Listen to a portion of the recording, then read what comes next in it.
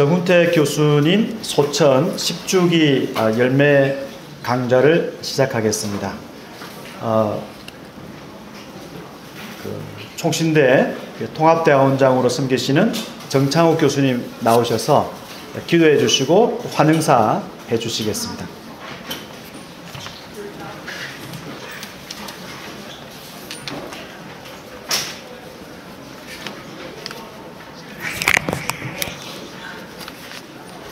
여러분들을 뵙게 돼서 반갑습니다. 별로 안 반가우신가 보네요. 제가 잠시 기도하고 제가 환영사를 이렇게 하도록 하겠습니다. 다 같이 기도하겠습니다. 하나님 아버지 감사합니다. 저희를 사랑해 주시고 하나님의 경륜과 섭리 속에서 이렇게 총신에 와서 또 배우고 익히며 주의 종이 되기 위한 길을 가게 하셨으니 감사합니다. 그 과정 중에 많은 좋은 선생님들을 만나게 하시고 그분들을 통하여 영향을 받고 또 그분들을 통하여 감동을 받고 그분들에 의해 양육을 받아 이렇게 성장하게 해 가시니 감사합니다. 저희가 그러한 중에 마음속으로 저희가 존경하고 진정으로 사랑하는 우리 정훈태 교수님 소천 10주기를 맞아 저희가 함께 모여 또 기억하고 또 남겨주신 학문적 유산을 계승 발전시키고자 하는 그러한 학술대회를 갖게 하셨으니 감사합니다. 저희들이 이 모임이 주님 보시기에 합당하고 또한 우리 신대원에도 유익하며 우리 학생들에게도 어떠한 학문적인 유업을 이어갈 것인지 또 어떠한 전통에 서 있는지 알 수 있는 기회가 될 수 있게 도와주시고 그런 말미암아 하나님 나라를 위한 일꾼으로 어떻게 성장해 갈지 생각할 수 있는 소중한 시간이 되도록 은혜를 베풀어 주시옵소서. 모든 순서를 맡으신 교수님들 기억해 주시고 하나님께서 그 준비한 걸 잘 발표할 수 있게 도와주시며 우리 학우들도 잘 이해하고 좋게 양분이 되는 그러한 교육 시간이 되게 해주시길 간절히 원하고 또 기도하옵나이다. 함께 해주신 우리 사모님을 기억해 주시고 여러 가지로 남편분을 잃으신 것 때문에 상심이 많이 있었겠지만 늘 위로해 주시니 감사합니다. 이후에도 위로해 주시고 건강하게 지켜주시며 하나님이 기뻐하시는 뜻을 따라 잘 건강하게 지내시도록 주님 은혜를 더해 주시옵소서. 이 모든 말씀을 살아계셔서 우리와 함께 하시는 예수님의 이름으로 기도합니다. 아멘. 다시 인사드리겠습니다. 만나 뵈서 반갑습니다. 여러분들을 환영합니다.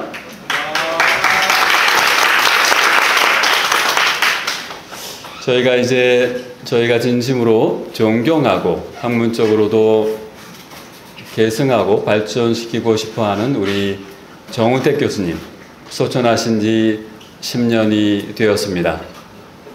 지금 제 나이 때 소천하신 거더라고요. 그렇게 생각하니까 좀 너무 빨리 가셨다는 생각이 많이 사실 듭니다. 제 나이 때 가신 거니까.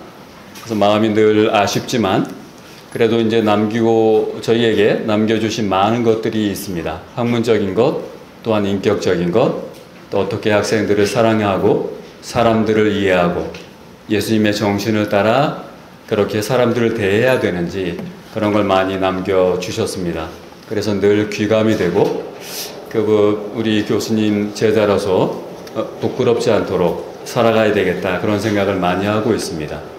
특별히 학문적으로 볼 때에 오늘 이제 다룰 주제들 여러분들 보시면 알겠지만 주제들이 목적자 기억과 복음서, 또 기억에 대한 얘기입니다. 거기에서 이제 정훈태 교수님께서 여러분들께서 한번 들어보셨을 만한데 리차드 보캄 교수님의 목격자 이론이 있지 않습니까? 아이위트네스에 대한 얘기인데 그 이론을 보캄 교수님이 체계화시켜서 책으로 내시기 전에 이미 그 전에 목격자 이론을 주창하셨어요. 근데 체계화시키실 기회가 없었죠. 그런 것을 저희 제자들이 계승해서 발전시키고자 하는 그러한 자리입니다. 그러니까 단순히 뭐 10주기이기 때문에 그걸 추모하는 마음도 있지만 동시에 그 남겨주신 그 유업, 그것을 저희가 이어가고자 하는 작업이거든요. 항상 계승 발전이 중요하지 않겠습니까? 잘 아시겠지만 저희 총신은 계승은 잘 하려고 하는데 계승을 너무 강조한 나머지 발전을 시키지 못하는 경향이 있어요. 늘 아쉬운 게 그거거든요. 저는 보수라는 게 그것이 아닌데, 그렇죠? 저희는 보수이지만 개혁입니다. 늘 발전시켜 나가야 되는데, 그런 의미에서 저희가 이 학술대회를 또한 개최하게 되었습니다. 그런 취지를 잘 생각하시면서 들어주시면 더 의미가 있을 것 같아요. 목격자 이론, 거기 목격자들이 기억하고 있는 거 아니겠습니까? 그것이 어떻게 눈으로 직접 보았고, 다시 강조하고 싶은 것이 그렇습니다. 우리 신앙의 근거가 단순히 우리 믿습니다, 그게 아니라 목격자들이 직접 보고 들은 것을 우리에게 전해준 거거든요. 누가복음에 서문에 나와 있는 대로. 그렇기 때문에 믿을 수 있는 거거든요. 이 확신이 있어야 되거든요. 난 무조건 믿습니다, 이게 아니라 왜 믿을 만한지, 학문적으로도 충분히 믿을 만한 근거가 있다. 이 복음이, 이거에 대한 학문적인 작업을 해나가면서 확신을 갖는 거거든요. 이런 것을 생각하시고 여러분들께서 이 논문 발표를 들으신다면 굉장히 의미 있게 다가오실 것 같아요. 여러분들 그 신앙의 근거와 관련해서도 그렇습니다. 교회에 가서도 가르칠 때도 그렇지 않습니까? 저도 설교 시간에 그걸 얘기합니다. 우리는 신화를 믿지 않는다. 직접 전해준 믿을 만한 것을 우리가 믿고 있다는 거죠. 단순히 무조건 믿어가 아니라 그런 것에 대해 생각하시면서 하면 참 좋을 것 같습니다. 세 분 우리 이렇게 오셔서 발표해 주시는 교수님들 바쁜 중에도 많은 준비를 해 주셨습니다. 기대하고 저도 듣도록 하겠습니다. 그리고 우리 사모님 바쁘신데도 이렇게 와주셔서 너무 감사드리고요. 저기 정우택 교수님 사모님 저쪽에 앉아 계십니다. 이따 또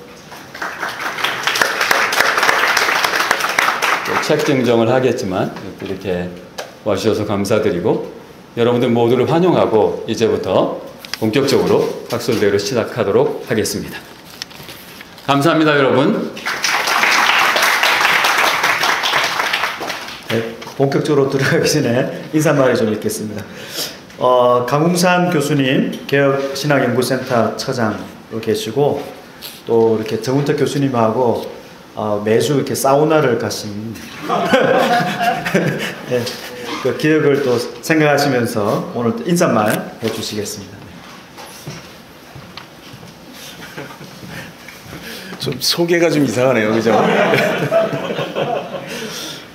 사실 그게 의미가 있는 말입니다. 정운택 교수님이 생신이 52년 6월 14일이에요. 그리고 제가 62년 6월 8일이에요. 그래서 저는 늘 정 교수님이 저보다 딱 10년 같은 달 생일달이고 해서 딱 10년 많으시구나 이렇게 늘 생각을 하고 있습니다. 벌써 10주기 되셨다 보니까 정말 딱 제 나이예요, 사모님. 정말 안 믿깁니다. 그때 10년 전에 8월 달에 제가 미국에 있었을 때 우리 정창욱 교수님이 저한테 미국으로 전화하셨어요. 기억나세요? 정창욱 교수님이 저한테 전화하셔가지고 무슨 일이냐, 교수님이 강웅산 교수를 찾는다. 이해를 못 하시는 거죠. 제자도 아니고 그런 사람을 왜 찾나 놀라셨어요. 그래서 그때 이제 안 그래도 내가 내일 들어간다. 들어가면 바로 병원으로 가겠다. 그래가지고선 그 다음날 인천공항에 도착하자마자 우리 정 교수님한테 전화를 했어요. 지금 갈 거나 그랬더니 지금은 안 와도 되고 내일 와라. 그래서 집에 가서 짐을 풀고 그리고 그 다음날 병원으로 갔습니다. 병원에 갔더니 이제 교수님이 그러시는 거예요. 안 올 사람이 아닌데 왜 안 보였나 했다고. 그래서 어저께 미국서 왔습니다. 예, 그래서 반갑게 맞아주셨고요. 이렇게 머리맡에 교수님이 이렇게 종이학을 접어놓은 게 있으시더라고요. 예, 색깔 종이로, 색종이로 종이학을 이렇게 접어놓은 게 있어요. 그래가지고 제가, 아니, 교수님 언제 종이학 접는 거는 또 배우셨어요? 그랬더니 교수님이 병원에 있으니까 시간이 많어. 그래서 할 일이 없어서 종이학 접는 걸 배우셨다고. 그래가지고, 몇 마리 접어놓으셨는데 저보고 가져가라고. 그래서 이거 이렇게 잘 예쁘게 접어놓으셨는데 두고 보세요. 그랬더니 가져가라고 몇 개. 그래서 제가 그 중에 3개를, 큰 걸로 3개를 제가 가지고 와서 한동안 제 연구실에 두고 봤습니다. 근데 종이니까 오래 가지는 않고 뭐 구겨지고 해서 할 수 없이 버리게 됐습니다만, 그날 뵙고 한 일주일쯤 지났나요? 일주일 채 안 된 것 같아요. 제 마음에 갑자기 교수님 생각이 확 나면서 불안한 거예요. 그래가지고선 연락 받은 거는 없지만은 병원으로 다시 달려갔어요. 그때는 교수님이 주무시는 상황이고 깨시지 않는 상황이라 다시 뵈지는 못했습니다. 그러니까 저는 교수님 돌아가시기 전에 마지막으로 한 번 뵙고요. 이제 그리고 며칠 후에 돌아가셨다는 연락을 받았습니다. 조금 전에 강대훈 교수님 말씀하신 것처럼 정운택 교수님하고는 일주일에 적으면 2번, 3번 늘 같이 저녁 먹고 사우나하고 저녁 시간을 같이 보낼 정도로 늘 붙어 지냈습니다. 그건 정운택 교수님께서 저에게 개인적으로 베풀어 주신 어떤 그 사랑과 우정이라고, 브라더리 러브라고 저는 생각을 합니다. 사실 저는 웨스트민스터 출신이고 또 그때 우리 교수님들 옛날 총신에서 겪었던 그런 과정들을 생각을 하실 때 사실 그렇게 제가 반가운 사람은 아니었는데, 정운택 교수님은 개인적인 관심을 보여주시면서 다른 게 아니라 잘 지내느냐, 밥은 잘 먹고 지내냐, 뭐 이런 식으로 그런 말씀을 하시면서 인간적인 남자다운 그러한 모습을 보여주셨어요. 그런 애정을 보여주셨어요. 저는 그게 애정이었다고 생각이 되었습니다.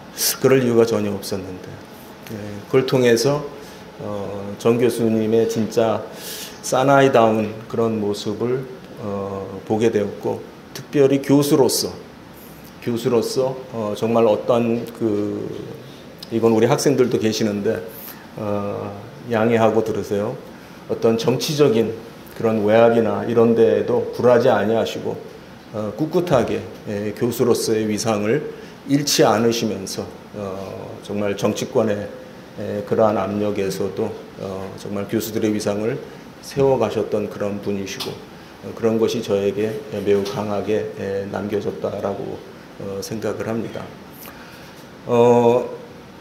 그 해쯤 돼가지고인 것 같아요. 늘 저녁 식사를 한 주에 한 2-3번은 늘 같이 하는 편인데 그러시는 거예요. 이제 속이 좀 소화가 좀 잘 안 돼서 요즘은 밥을 많이 못 먹겠어 그러시더라고요. 소화가 요즘 잘 안 돼 그러면서 밥 한 공기도 한 반도 안 드시고 남기시고 그랬어요. 그때는 제가 그게 무슨 의미인지를 잘 몰랐어요. 그러시면서 그런 속으로 그런 사정이 있으셨던 것 같아요. 저는 교수님을 기억하는 이 자리에 이거는 제가 얘기하지 않으면 아무도 모를 얘기이기 때문에 이 자리를 빌어서 한 번쯤은 얘기를 할 필요가 있다라는 생각을 해서 좀 말씀을 나누고 싶어요. 교수님이 이제 총장 대행을 하시면서 이제 우리 송전탑 사건에 있어서 사실은 총장 대행 되시기 전부터 송전탑 이제 비상대책위원회 위원장을 하시면서 저나 또 우리 여기 안인섭 교수님 이렇게 행동대장으로 정말 몸으로 저 송전탑을 막았던 사람들입니다. 2008년도인가요? 그때가 1월 2일 날 새벽에 5시에 전화가 왔어요. 정우택 교수님이 전화를 하신 거예요, 저한테. 강 교수 빨리 와. 지금 한전이 지금 밀고 들어왔어. 하면서 1월 2일 날 그 추운 겨울에 저 송전탑 세운 저 산꼭대기로 올라간 거예요. 깜깜한 그 해도 안 뜬 그 시간에. 그래가지고 한전에서 용역을 풀어가지고선 이제 공사 강행을 하는 거죠. 아니 그 시간에 그것이 어떻게 진행되는지 거의 정 교수님은 진짜 잠도 잘 안 주무시면서 그걸 늘 주시하고 계셨어요. 그래서 그 새벽 5시에 저한테 전화해서 빨리 오라고. 그래서 가서 그때 이제 교수들도 모이고 또 이제 동계형 강좌로 학생들이 입사해 있던 상황인데 그 학교에 공부하러 올라왔던 학생들이 첫날부터 거기에 같이 동원돼 가지고 몸으로 싸웠습니다. 그러니까 여러분의 선배들이 그 송전탑을 놓고 동계강좌로 왔다가 진짜 웬 난리입니까 그게. 산꼭대기에 올라가서 용역들과 싸워야 했던 것이 송전탑 사태의 시작이었고 많은 일이 있지만은 다 생략하고 최종적으로 어떤 일이 있었냐면 이제 한전과의 그 협상 문제를 놓고 그때 이제 대행 때신데 그때 이제 한전에 가셔서 이제 총장 대행으로 가셔서 그 협상 문건에 이제 사인을 하셨습니다. 사실 그날이 총장이 선출된 날이에요. 오랜 그 여러 번의 반복된 그 투표 끝에 정일웅 총장이 선출된 날이에요. 그리고 그걸 사인하고 돌아오셔서 저를 만났어요. 그 얘기를 하시는 거예요. 저희가 그랬죠. 왜 사인하셨어요? 왜 사인하셨어요? 정 교수님 말씀이 이거 계속 이런 식으로 끝도 없이 한두 끝도 없이 흐지부지 될 거고 아무것도 안 돼. 그래서 사인하고 왔어. 그런데 사실 그 문제가 저는 정 교수님에게 결정적인 부담이 된 일이었다고 생각을 해요. 그 부담이 말로 할 수 없을 정도로 컸습니다. 자세한 얘기는 말씀 안 드릴 텐데 결국 그것으로 인해서 엄청나게 많은 말을 듣게 되고 또 정 교수님이 굉장히 정 교수님을 아는 우리 교수님들 또 다 아시는 얘기지만 엄청 꼼꼼하신 분이에요. 정 교수님이 엄청 꼼꼼하신데 그만큼 꼼꼼하신 만큼 그 동전의 양면과 같은 게 뭐냐면 그런 분들이 또 소심하신 데가 있으세요. 그거를 용단을 갖고 용기 있게 하시기는 했지만은 그 뒤후에 불어닥치는 그런 모든 부담과 그 압력, 그 어떤 비난이라든지 이런 것들이 너무 괴롭혔어요. 너무 힘들게 하셨어요. 저는 개인적으로 그걸 잊을 수가 없습니다. 결국 교수님이 지병을 얻게 되시게 된 것에는 저 송전탑이라고 하는 것을 빼고 생각할 수 없다고 생각을 해요. 그 송전탑으로 인해서 두 분이 가셨어요. 한 분은 학생, 여자 아주머니, 50대 아주머니 전도사님인데 김선희 전도사님이라고. 그분이 용역과 부딪혀가지고 트럭에서 떨어지면서 병원에 입원하게 됐는데 이제 사실 그래요. 단적으로 그것 때문에 돌아가셨다라고 얼마만큼 말할 수 있느냐는 것은 이제 시비거리가 될 수 있겠지만은 결과적으로는 그 이후로 돌아가시게 됐고요.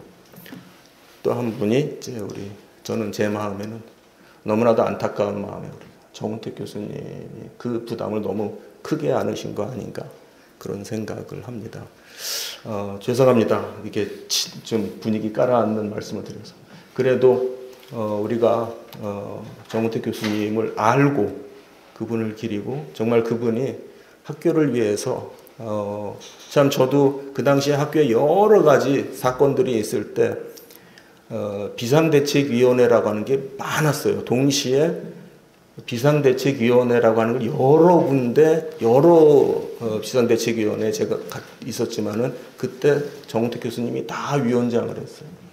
그래서 법원 다니면서 판사 만나서 싸우는 일들, 천신일 씨 집에 저하고 정 교수님하고 같이 가서 천신일 씨 만나는 일, 이런 등등의 일들을 정 교수님은 몸소 다 해내셨어요. 그런 것들이 정말 정 교수님에게는 굉장히 큰 몸의 부담이었었던 거 아닌가 그런 생각을 합니다.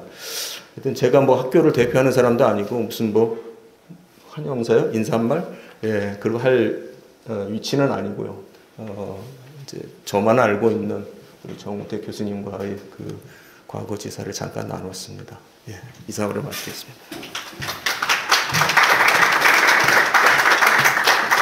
이 시간은 순서를 좀 바꾸어서 우리 그 김상훈 신대원장님 나오셔서 격려사 해주시고 사모님께 이제 저서를 정정하고 또 우리 신학학회장이 꽃다발 드리는 시간 가지겠습니다. 제가 수업이 있어서 먼저 순서를 좀 바꿨습니다. 강 교수님께서 다행입니다. 거기까지 끝난 게 얼마나 스토리가 많은데 감사합니다. 정말 여러분이 정운택 교수님을 우리 학생들은 다 모르실 거예요. 저도 배우진 않았습니다만 10년 이상 후임 또 후배 교수로서 같은 과에서 섬겼습니다. 굉장히 조금만 덧붙이면 정말 조용하시고 침착하신 분이셨습니다. 그러면서 스마일이 너무 아름다운 분이셨습니다. 아까도 말씀하셨지만 좋은 리더십을 가지셨고 잘 후배들을 또 학교를 또 많은 귀한 사역들을 하시면서 이끌어 주셨습니다. 학문적으로는 아까 꼼꼼이라는 말을 썼는데 저도 이렇게 메모하는 게 꼼꼼이었어요. 굉장히 철저하게 글을 쓰시는 분이고 그리고 그 글들이 깊었습니다. 그래서 읽으면 여운이 남는 그런 글들이었던 걸 제가 기억하고 있습니다. 무엇보다 신학적으로 깊었을 뿐만 아니라 또 신학을 신앙으로 연결하고자 노력했던 가장 중요한 오늘 이번에 나온 그 책도 바로 그 내용이 유고집이죠. 놀라운 일입니다. 이것이 발간된 게 참 감사하고 귀한데요. 이제 그런 분이셨습니다. 제가 이렇게 말할 수 있을 것 같아요. 먼저 떠났지만 가장 늦게 남으신 분이다. 저도 내년에 끝납니다. 은퇴합니다. 근데 저는 이름이 없을 거예요. 정운택 교수님은 계속 이름이 남을 겁니다. 제가 뭐 부럽다고 할 수도 있겠지만 그만한 또 그런 가치가 또 좀 존경받는 분이다 이렇게 생각할 수 있겠습니다. 무엇보다 좋은 제자들을 남기셔서 그 제자들을 통해서 귀한 신학들이 연결되고 있는 게 너무도 아름답고 또 귀하고 또 감사한 일이 아닐 수 없습니다. 그만 이야기하겠습니다. 우리 사모님 정말 오랜만에 뵙게 돼서 너무 영광스럽고 반갑습니다. 제가요?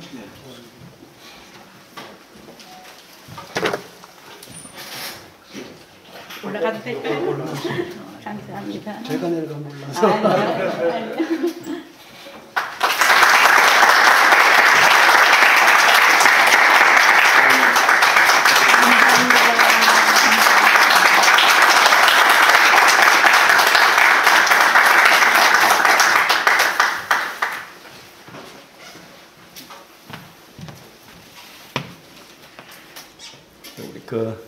안인석 교수님 나오셔서 우리 정운택 교수님 양력 소개하시겠습니다.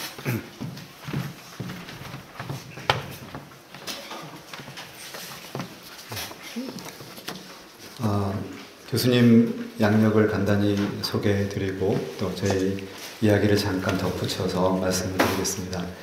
아마도 제가 양력 소개를 저보고 하라고 이렇게 우리 준비하시는 분들이 하신 것은 제가 또 우리 간펜 신학교 그 후배이기도 하고요. 그래서 정운택 교수님은 그 헤르만 리델보스 교수님이 계시는 간펜 신학교의 첫 박사학위, 한국에서 첫 박사학위를 하신 분이고, 그리고 이제 한국에 계실 때 또 헤르만 리델보스 교수님에 대한 전기를 쓰기 위해서 화란에 자주 오셨습니다.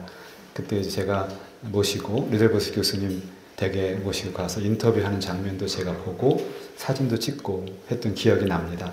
그래서 저야말로 그 목격자가 되었는데요.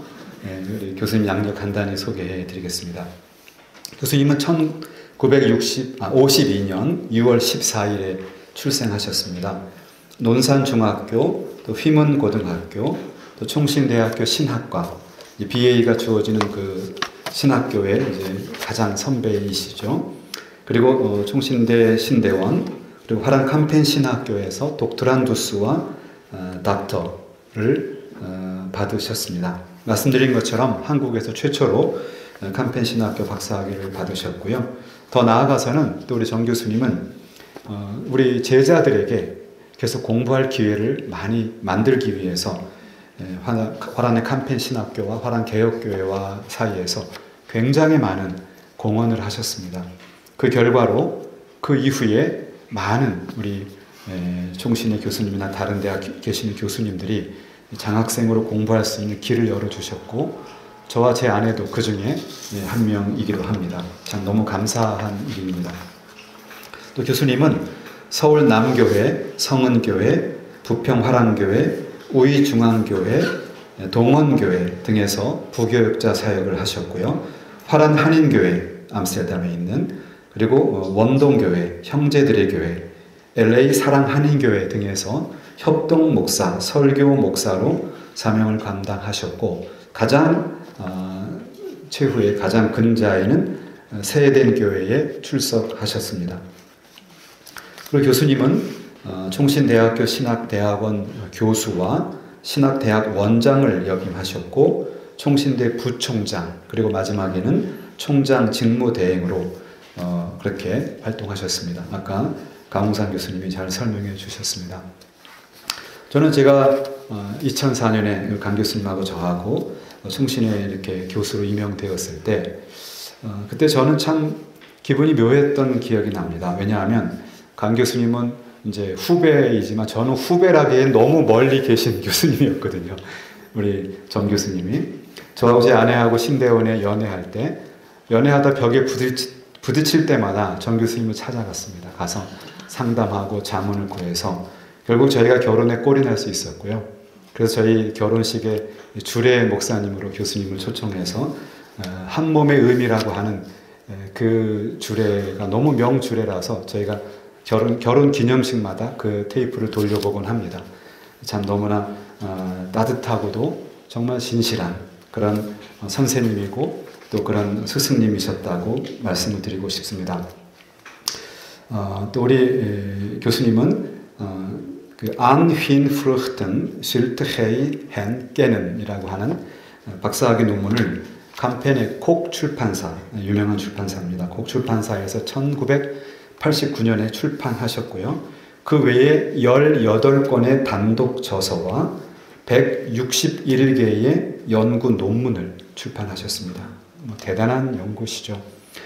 어쩌면 그렇게 너무 많은 시간을 연구하시고 학교를 위하시고 또 제자들, 후배들을 또 이렇게 위해서 늘 자상히 챙겨주시느라고 개인의 건강을 돌볼 시간이 없지 않았나, 그런 안타까운 생각도 듭니다.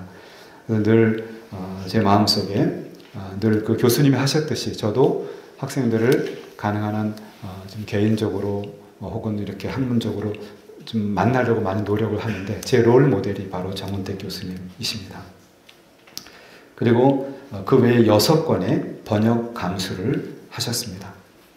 이러한 교수님의 그 저서와 또 양력을 돌아보면 이분의 생 전체가 우리 총신과 개혁신학과 또 후배와 또 제자들을 위한 한없이 내어주는 삶이었다고 그렇게 생각이 되고, 그 열매가 바로 우리들이고 또 그 열매가 오늘의 총신이라고 생각해 봅니다.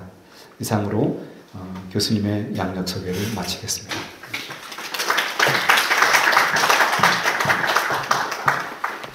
네, 이제 지금부터는 이제 학술 논문 발표를 하도록 하겠습니다. 오늘 환영상 또 교수님께서 말씀하신 것처럼 두 개의 논문은 이제 이 기업과 관련된 주제이고, 세 번째는 출간 기념 책 소개라고 볼 수 있겠습니다. 먼저 신현우 교수님께서 목격자의 기업과 복음서라는 제목으로 약 한 20분씩 우리가 발표하는 걸로 20분 그 정도로 예상하시고 앉아 계시면 좋겠습니다. 우리 마가복음 수강하시는 분들은 말미에 출석을 체크하도록 하겠습니다.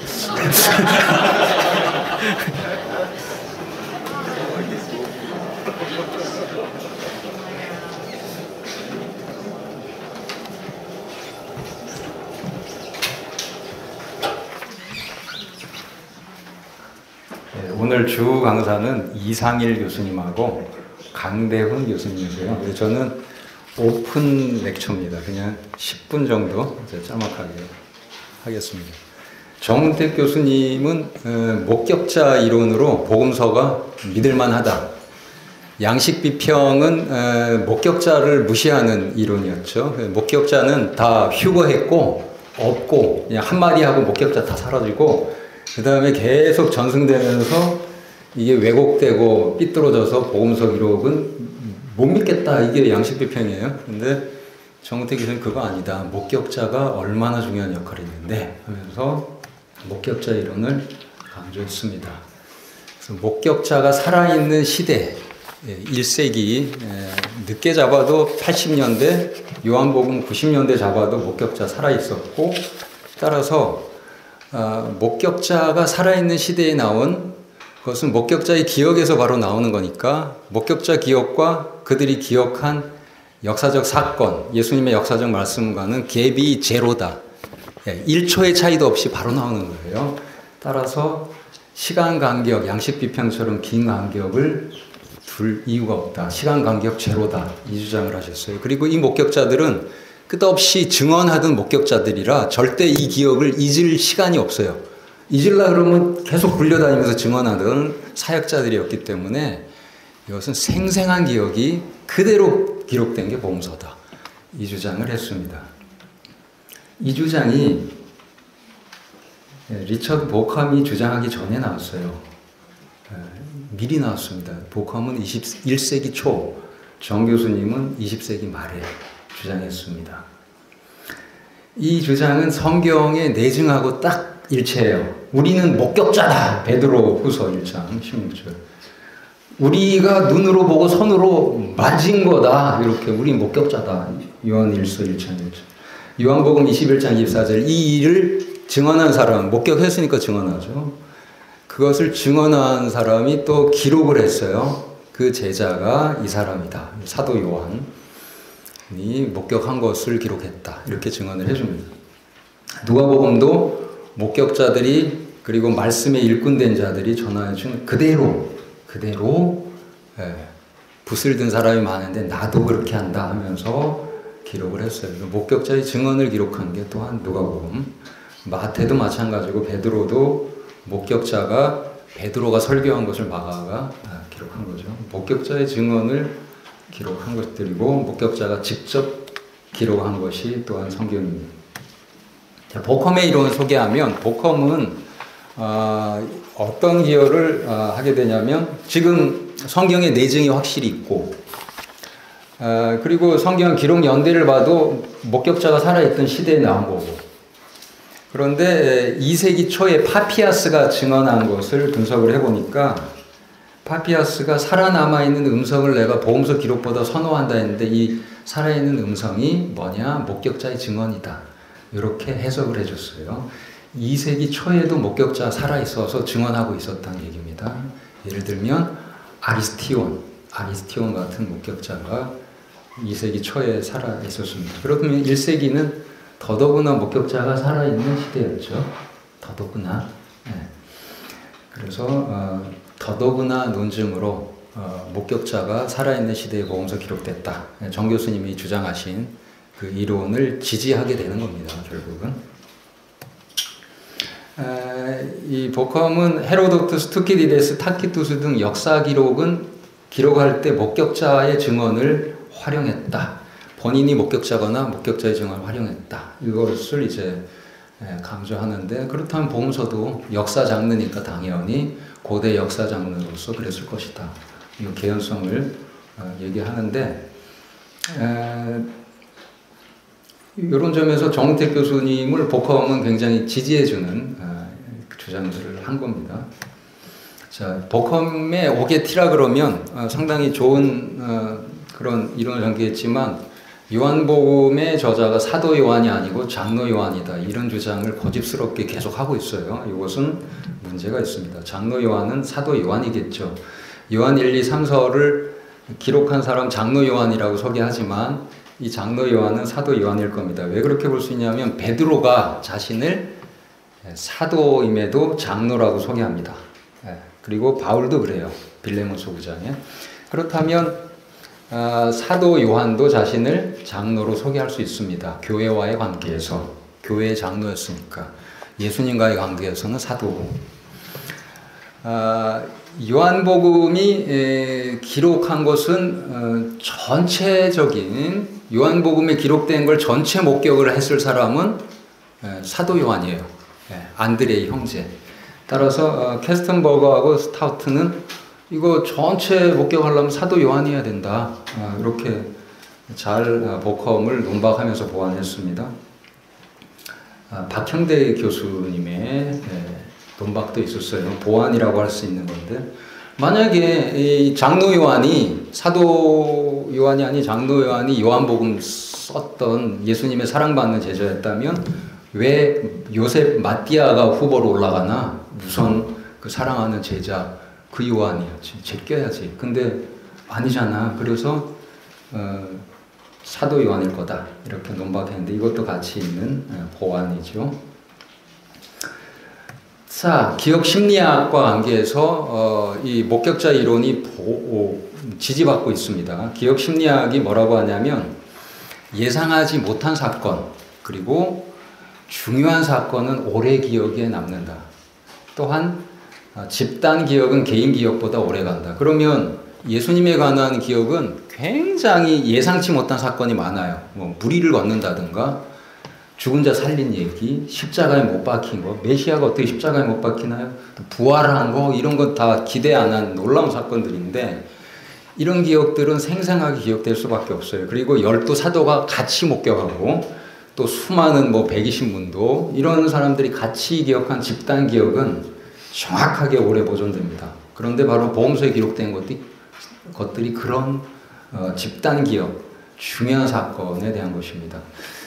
이것을 실험을 해보니까 목격자 증언이 별 중요하지 않은 사건에 대한 것도 몇 달이 지나도 81% 정확성을 유지해요.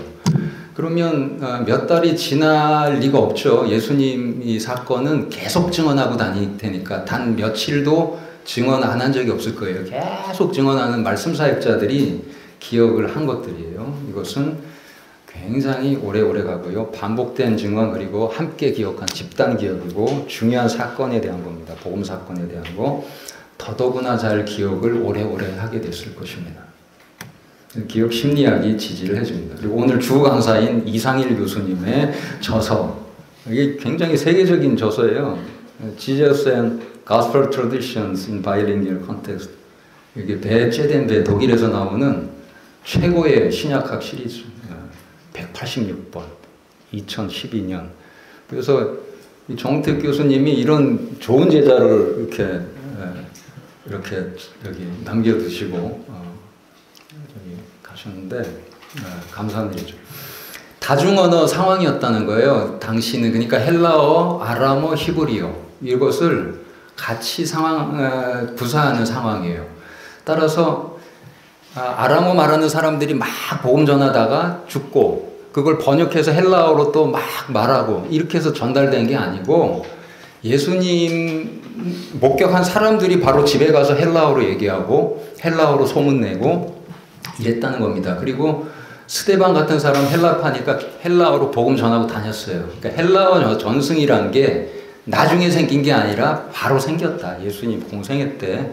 그리고 스데반 같은 또 헬라파가 바로 예루살렘 교회에서 이것을 잘 지적을 해서 이 서구 신약학계의 흐름을 지금 교정을 하고 있습니다. 예. 그래서 지금 굉장히 지금 여러분은 이 중요한 학자를 동네 아저씨처럼 보시는 건 세계적인 석학입니다, 저분이. 예. 그래서 이게 무슨 기억의 의미가 있느냐? 헬라어를 말하는 사람들은요, 헬라어로 바로 기억에서 튀어나오는 거예요. 아람어로 해갖고 번역되는 게 아니고. 그래서 복음서로 헬라어로 기록된 이 신약 성경이 굉장히 가치 있는 목격자의 기억에서 바로 튀어나온. 예. 그래서 바로 기억한 거고요. 요한복음은 사도 요한의 기억에서 헬라어로 바로 나오고. 다른 것들도 그렇게 얘기할 수 있다. 아람어 전승을 거친다는 그런 말도 안 되는 그런 가설을 박살낸 분이 지금 좀 이따 나오실 겁니다. 주광사를. 목격자 증언과 유비의 원리, 요거 좀 얘기하면, 목격자 증언인데 왜 여기 뭐 죽은 자 살아나는 얘기, 이런 말도 안 되는 얘기 나오냐, 이런 게 이제 서양 비평학자들의 주장인데, 유비의 원리를 사용해요. 그들이 뭐냐면 트렐치 같은 사람, 우리가 일상 경험에서 경험하던 거 아니면 이건 역사적 사건으로 받아들일 수 없다, 이렇게 하는데, 그래서 이 키너라는 학자가 이 부분에 대해서, 그래 그러면 죽은 자 살아나는 얘기 내가 한번 쫙 모아볼게 해서 논문을 2015년에 발표했는데, 죽은 자 살아난 얘기가 굉장히 많이 수집돼 가지고 나와요. 일상적 경험이라고 말할 수준이에요. 이렇게 많은데 무슨 소리야? 네, 그럼 보험소에 나오는 죽은 자 살리는 얘기, 예수님인데 더구나. 웨슬리가 기도해도 나은 얘기도 수집돼 있어요. 근데 예수님이 그것도 못하겠어요? 당연히 하고도 남았겠죠. 그래서 믿을 수 있다. 목격자의 증언 믿을 수 있다. 유비의 원리로 이거는 논박할 수 없다. 보여줬고, 마지막으로 2020년에 트립의 연구를 소개하면, 그리스 로마 교육이 같은 내용을 조금씩 표현 바꿔서 반복해서 표현하는 거를 훈련을 많이 했대요. 그러면 동일 목격자가 증언을 해도 오늘 증언한 거와 내일 증언한 게 표현은 바꿉니다. 똑같이 하지 않고. 더구나 다양한 많은 목격자가 증언을 하면 당연히 그 표현 방식이 조금씩 다른 게 정상이에요. 왜 사복음서가 왜 똑같지 않고 조금씩 달라? 이렇게 얘기하면, 그러면 똑같으면 어떻게 해요? 사본으로 뺏는 거죠. 서로 달리 증언을 하면 조금씩 다른 게 정상이에요. 왜 다르냐는 것은, 그것은 너무 잘못된 논박이에요. 같으면 오히려 뺏긴 거예요. 조금씩 다르면서 내용이 일치한 게 이게 놀라운 다중증언입니다. 그래서 복음서는 또 이런 트립의 연구를 통해서도 이건 목격자 증언으로 볼 수 있는 바운들이 있다, 이렇게 얘기할 수 있을 겁니다. 저 오픈 강좌는 여기서 하고 이제 주강사가 나오겠습니다.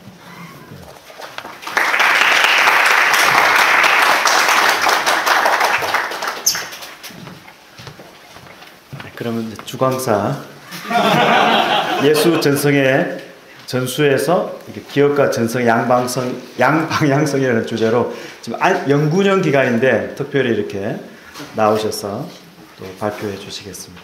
큰 박수로.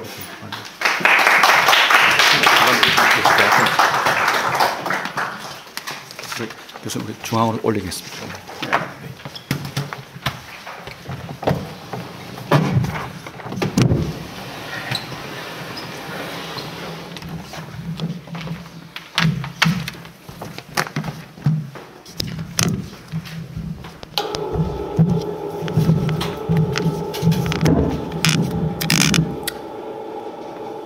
네, 반갑습니다.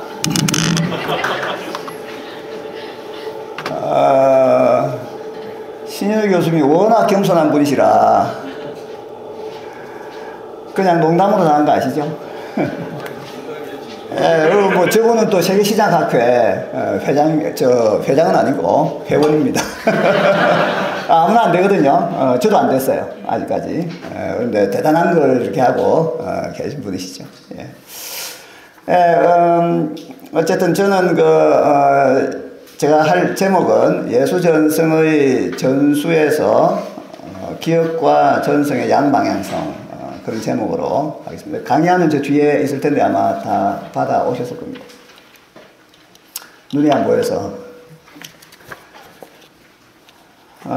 예수전성에서 복음서 전성으로 전달되는 그 과정에 대해서 여러 가지 이론들이 있었는데, 신약학 연구에서 큰 획을 그은 게 이제 양식 비평가들이죠. 왜냐하면 양식 비평가들은 그전에는 법칙이 없었는데 법칙을 마련해가지고 뭐가 진짜 예수의 말씀에 가까운지를 판단하는 그런 증거 틀을 제공을 했습니다. 그래서 그게 왜 중요하냐면 그전에는 이 사람은 이 말하고 저 사람은 저 말해도 누가 옳은지 알 수가 없었어요. 그런데 양식 비평가들이 나와서 법칙을 제안함으로써 이제부터는 그 법칙대로 따져볼 때 누가 맞는지 또 어느 이론대로 하는 것이 그 역사적 예수나 진짜 예수의 전승에 맞는지 확인할 수 있는 그런 틀을 제공했다라는 점에서 어떻게 보면 양식 비평가들이 신약학을 처음 기초를 놓았다 그렇게 볼 수가 있겠습니다. 그리고 이제 양식 비평가들 한 가지 조금 아쉬웠던 것이 이제 목격자에 대해서 조금 부족한 부분이 있습니다. 그래서 그 다음에 이제 나온 이론 중에 그 양식 비평을 좀 넘어섰다라고 하는 것이 기억 이론이라고 하는 게 있는데 그 기억 이론에서는 조금 더 그 목격자에 대한 이론을 조금 더 확장하는 것을 볼 수가 있습니다. 앞에도 이제 여러분들이 말씀하셨던 것처럼 우리 그 정운택 교수님께서 목격자와 기억이라고 하는 것을 아주 자세하게 또 실제로 리차드 보캄이 주장했던 것보다도 훨씬 이전에 그 상당히 중요한 주장을 하셨는데 좀 아쉽게 우리 제자들이 좀 못나서 빨리빨리 해가지고 우리가 그 이론들을 발전시켜야 되는데 그 발전을 못 시킨 거죠. 그랬으면 이제 사실 리차드 보캄이 글을 쓸 게 없었을 텐데 좀 아쉽다는 생각이 듭니다. 이번으로 넘어가서 양식 비평에서 목격자에 의한 전승의 전달을 보면 우리가 이제 양식 비평에 그 디벨리우스나 불트만이 있는데 대표적인 학자로 이분들이 이제 공통점이 뭐냐면은 예수 전승의 전달과 관련해서 예수께서는 아람으로 말씀을 하셨는데 우리가 가지고 있는 헬라어가 이제 텍스트이기 때문에 아람어 전승에서 헬라어 전승으로 단일 방향적으로 전달이 되었다는 주장을 했고 그 다음에 예수께서 말씀을 하셨는데 우리는 텍스트를 가지고 있으니까 구두 전승에서 기록 전승으로 단일 방향으로 갔다는 생각을 했고 그 다음에 세 번째는 유대 팔레스타인 전승에서 헬라 도시 전승으로 왜냐하면 복음서는 다 헬라 도시에서 기록이 됐으니까 헬라 도시 전승으로 전달이 되었다는 그런 주장을 했는데 문제는 이게 단일 방향이라고 생각했기 때문에 구두 전승이나 세모 전승이 아람어 전승이죠. 아람어 전승이나 유대 팔레스타인 전승은 초기 전승이고 보다 역사적 예수에 가깝고 또 공간보험서 문제를 풀어내는 데 있어서 마가복음의 그런 특징들이 있고 또 초기 유대 기독교의 특징이기도 하고 또 초기 기독론의 특징이기도 하다 그렇게 볼 수가 있습니다. 그래서 아까 말씀드린 대로 양식 비평가들이 그런 판단 기준을 제시를 함으로써 여러 가지 신약학에 있어서 주요한 그런 부분들이 발전하기 시작했다. 그렇게 볼 수가 있겠습니다. 그리고 이제 두 번째, 그런데 이제 제가 여기서 다 길게는 못하지만 제가 보기에는 이제 이게 그 당시에 그 이중언어적이었기 때문에 아까 교수님 말씀하신 대로 1세기에 유대 팔레스타인이 이중언어적이었기 때문에 처음부터 헬라어 전승이 있었고 우리가 가지고 있는 헬라어 성경이 예수님과 예수님의 제자들이 가지고 있던 거와 똑같다. 거의 똑같은 단어는 아닐 수도 있겠지만 똑같은 것이다. 왜 이게 중요하냐면은 안디옥 가설 같은 경우에는 안디옥이 종교 혼합주의가 있잖아요. 종교 혼합주의가 있는 그런 데서 예수 전승이 헬라로 번역이 되면서 이방 종교의 영향이 들어가서 우리가 가지고 있는 헬라 텍스트에서 이방 종교의 영향을 제거해야 원래의 아람어 텍스트가 나온다라고 주장하는 게 지금 학계의 보편적인 입장이에요. 그런데 이제 제가 주장하는 것은 그런 과정을 거치지 않고 우리가 가지고 있는 헬라 텍스트가 유대 팔레스타인에서 예수님과 예수님의 제자들에 의해서 선포되는 것이다. 그래야 되면 뭡니까? 유대 팔레스타인의 그런 전통들이 우리가 가지고 있는 헬라 텍스트에 있다는 것이죠. 그러니까 종교사파적인 그런 그 이방 종교의 영향을 받지 않은 것이 우리가 가지고 있는 헬라 텍스트다. 그런 의미가 되는 겁니다. 그리고 이제 우리가 구두라고 하는 것이 기록으로 남아있는 그냥 그대로 있지는 않겠죠. 기록으로 되어 있는 것은 다시 구두로 이렇게 말씀을 전할 때 활용을 하기 때문에 구두가 재기록화되고, 구두가 기록이 되고, 기록이 재구두화되고, 재구두가 재기록화되고, 이런 식의 방향을 우리가 볼 수가 있습니다. 그 다음에 이제 두 번째는 양식 비평가들은 예수 전승이 복음서 전서로 전달되는 과정에서, 요는 했고, 그 다음 세 번째가 이제 지역적인 방향성도 그 말틴 엥겔이 유대 팔레스타인과 그 헬라 지역들이 다 똑같이 헬라가 되어 있다라고 하는 그런 주장을 하면서 유대 팔레스타인적인 특징들이 사실은 유대 땅에 그렇게 있었던 것은 아니다 하는 그런 이야기가 되겠습니다. 그 다음 내용은 이제 양식 비평가들의 예수전승의 전달이 양방향적으로 갔을 것이다 하는 그런 이야기가 있고, 그리고 이제 양식 비평가들이 이제 문제가 목격자들이 첫 번째 목격자들이 예수님의 제자들인데, 예수님의 제자들 같은 경우에 갈릴리 어부나 세금 징수원이나 농장의 노동자들이었기 때문에 사실 글을 잘 쓰지 않았을 것이다라는 생각을 했어요. 그 대신에 이제 헬라파 기독교인들 같은 경우에는 글을 쓰기도 하고 또 예수전승을 나중에 이제 버티려서 안디옥까지 가기 때문에 아마 예수전승의 주요한 전달자들은 헬라파 기독교인이 아니겠느냐, 그 사도행전 6장에 나오는 그렇게 이제 학자들은 생각을 해왔습니다. 그러나 저는 이제 1세기 유대 팔레스타인에서 예수전승이 다 번역이 됐을 가능성이 더 높다라고 생각합니다. 그 다음 이야기는 이제 디벨리우스 같은 경우에는 그 목격자에 대해서 어떤 생각을 하냐면, 디벨리우스는 목격자들은 중요한 역할을 했지만 그들이 이름이 없고 알려지지 않은 기독교인이라고 생각을 했습니다. 그러면서 이제 두 가지 예를 드는데, 마가복음 14장이나 이런 데 보면 무명으로 이제 나와 있다 하는 거죠. 이름이 없고 알려지지 않았다라는 그런 이야기를 합니다. 그러나 뭐 비판은 이제 좀 이따가 하고, 그래서 이제 양식 비평가들은 이제 어떤 생각을 했냐면, 예수전승이 전달이 될 때 공식적이지 않고, 그러니까 informal, 비공식이라는 것이죠. 그 다음에 통제되지 않았다, uncontrolled, 그런 생각을 할 수가 있습니다. 양식 비평가들이 중요한 기여를 했음에도 불구하고 이제 여러 가지 이제 문제가 있다라고 하는 그런 이야기들이 이제 있고, 5페이지에 보면은 이름 없는 청년이라고 했는데 이름이 없고 알려지지 않은 전달자라고 했는데, 사실은 이제 게르트 타이센이 상당히 설득력 있는 주장을 했는데, 그 뭐냐면 그 당시에 기독교가 핍박을 받고 있기 때문에 가능하면 사람들의 이름을 익명으로 처리했을 것이다. 자, 익명으로 처리했다라고 해서 그 사람들이 알려지지 않았을까요? 그건 아니겠죠. 그래서 이제 제가 그 이야기를 한 겁니다. 익명으로 이름이 적혀있지 않다고 하지만 알려져 있는 사람일 것이다. 그래서 디벨리우스의 이 입장이 틀렸다라는 그 이야기를 여기서 했습니다. 그 다음에 그 3번, 6페이지 가면 3번의 예수전승의 전달과 목격자의 기억을 보면, 예수전승의 전달에서 목격자의 기억에 대한 연구가 최근에 주목을 받고 있습니다. 양식 비평이 역사적 예수와 기록된 복음서 사이의 기간, 즉 구두전승 기간을 연구했다면, 기억이론이라고 하는 것은 역사적 예수와 구두전승 사이의 기간에 대해서 연구를 했습니다. 다시 말하자면 목격자들의 기억과 구두전승의 상호작용에 대한 연구다. 따라서 기억이론은 예수에 대한 목격자들이 가지고 있는 원기억과 후대 세대에 이어지는 교회의 전달 활동 사이에 접점에 놓여 있는 과정에 관심이 있다는 것이죠. 기억이론을 역사적 예수와 복음서 전승 전달에 접목한 제임스 던은 제 지도 교수입니다. 훌륭한 분이에요. 아주. 기억된 예수라는 책을 썼습니다. Jesus Remembered라는 책을 썼습니다. 이 책에서 역사적 예수 연구에서 반목과 갈등을 반복했던 신앙과 역사를 화해시키기 위해서 예수의 영향, 임팩트, 이게 이제 이번에 핵심 단어거든요.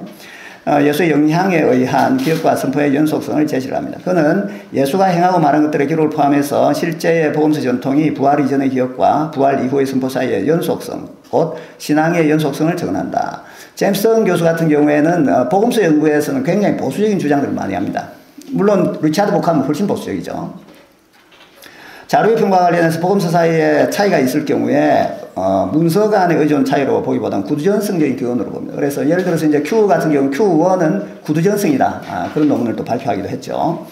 부활 사건에 의한 예수에 대한 재해석보다는 기억된 예수의 최초 전통들과 일관되게 발전한 것으로 간주했습니다. 그러나 제임스 던의 역사적 예수의 역사라고 하는 것은 겨우 기억된 예수까지밖에 가지 않아요. 그게 이제 아쉽다는 그런 생각이 듭니다. 전승의 주체와 관련해서 케네스 벨리의 비공식적이고 통제된 그러니까 unofficial but controlled 그런 입장을 따라가면서 제임스는 비공식적인 공동체에 의해서 어느 정도 자유롭지만 통제되어서 전달된 것으로 전승을 판단했습니다. 아마도 그가 비공식적으로 본 이유는 왕의 관료 집단, 제사장들, 서기관들 그리고 바리새인들과는 달리 최초의 제자들 중에서 거의 대부분이 글을 쓰거나 읽을 수 없었기 때문일 것이다 라는 추정을 했고, 실제로 이제 복함이 그렇게 비평을 했을 때에 제임스턴이 응답하기를 예수와 기독교의 기원, 이게 이제 Jesus Remembered를 한국에서는 이제 예수와 기독교의 기원으로 번역을 했습니다. 이 책에서 나는 최초의 제자들과 사도의 역할을 아주 중요한 것으로 보지 않지만 무시하고 싶진 않았다. 그 새로운 운동이 보다 광범위하게 퍼졌을 때 그들이 아주 광범위하게 관리하는 역할을 할 수 있을 것이라고 하는 그런 확신은 적었다라는 그런 이야기를 합니다. 그러니까 최초의 제자들과 사도들이 예수 전승의 전달에 있어서 상당히 적은 역할을 했다라고 하는 것을 리차드 복함의 반박에 대해서 인정을 한 것이죠. 그러나 기업과 구두 전승 사이의 전승 형성 과정에서 모든 목격자들이 동등한 권위를 가졌다고 보기는 어렵다. 왜냐하면 모든 공동체는 그들 가운데 권위 있는 집단이나 지도자들이 있기 마련이다. 예를 들어서 이제 어떤 공동체가 예수에 대한 기억을 가지고 그 기억이 전달이 됐다라고 할 때 우리가 상식적으로 생각해 볼 수 있는 것은 모든 그 공동체 내 모든 구성원들이 다 동등할 것이다 라고 하는 생각이 듭니까? 아니면 그 중에 어떤 영향력 있는 사람이 있을 것이라는 생각이 듭니까? 후자죠. 어떤 공동체든지 어떤 집단이든지 영향력 있는 사람이 있을 것이다라는 생각을 하게 됩니다. 그렇죠. 그게 이제 제가 이제 그 더언에 대해서 이제 반박을 하는 거죠.